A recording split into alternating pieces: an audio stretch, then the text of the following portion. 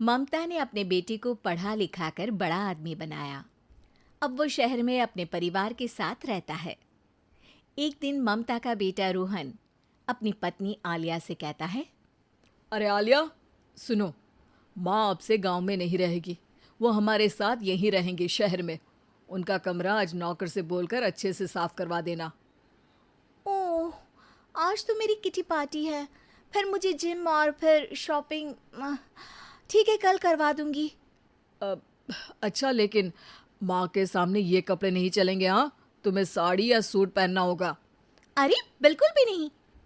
मेरे mummy papa ने इतना पैसा लगाकर शादी इसलिए नहीं की थी कि मैं अपनी मर्जी के कपड़े पहन ओढ़ भी ना सकूं। अरे चलो, गुस्सा मत हो, लेकिन कुछ दिन तो माँ की खुशी के लिए कर सकती हो ना। लेकिन आलिया मानती नहीं। माँ आती है सिंपल सी साड़ी, झोला और चप्पल पहनकर। अरे रोहन, मैं इनके साथ कैसे रहूंगी? मेरी फ्रेंड्स क्या कहेंगी? ये तो पूरी गंवार लग रही है। आलिया, माँ गांव में रहती थी इसलिए ऐसी हैं। तुम आज ही माँ के साथ जाकर उनकी पसंद की शॉपिंग करवा देना। इनके साथ घर के अंदर रहना मुश्किल है, बाहर तो मैं कभी भी ना जाऊं। रोहन को आलिया पर गुस्सा आ जाता है। माँ, ओ माँ। हाँ बेटा। वो माँ को ले जाने के लिए उनका हाथ पकड़ता है कि अरे माँ, तेरे हाथ अभी तक इतने कड़े हैं, तूने इसका कोई इलाज नहीं किया? अरे बेटा, इसका कोई इलाज नहीं। वैसे भी मुझे कोई शर्म नहीं कि मेरे हाथ मुलायम नहीं है, क्योंकि इन्हीं हाथों से मेहनत कर मैंने तुझे बनाया है बेटा। अगले दिन माँ, मैं ऑफिस जा रहा हूँ। कुछ लाना हो तो आलिया को बोलकर फ़ोन करवा देना। रोहन के जाने के बाद, आप ना आज कमरे में ही रहिएगा, घर में पार्टी है, मेरी सहेलियां आ रही हैं, मैं उन लोगों के सामने आपको नहीं ला सकती हूँ। ठीक है बहू, लेकिन तुम कहो तो मैं कुछ खाने को बना दूँ तुम लोगों की पार्टी के लिए। वो लोग सिर्फ कॉन्टिनेंटल या थाई फूड ही खाते हैं। कोई बात नहीं, कभी इंडियन खिलाने वाला कोई मिला नहीं होगा ना। मैं बनाकर कमरे में चली जाऊंगी। जैसे आपकी मर्जी। आलिया के घर उसकी दोस्त आती हैं, पार्टी होती है। अरे वाह आलिया, ये क्या है खाने में? बड़ा ही स्वादिष्ट है यार, इसकी रेसिपी मुझे चाहिए। हाँ, और ये दाल, ओ माय गॉड, मैंने तो किसी 5 स्टार में भी ऐसी दाल नहीं खाई है। यार तू कुक को यहाँ बुलाना। अब आलिया घबरा जाती है। हाँ हाँ हाँ हाँ, क्यों नहीं, माँ जी ज़रा बाहर आइए। आलिया की सास सिंपल सी साड़ी और गांव के अंदाज में आती है। अरे बहू, क्या हुआ? खाना पसंद नहीं आया क्या? बहू? अरे ये गांव से दिखने वाली औरत तुम्हें बहू क्यों बोल रही है? कौन है ये?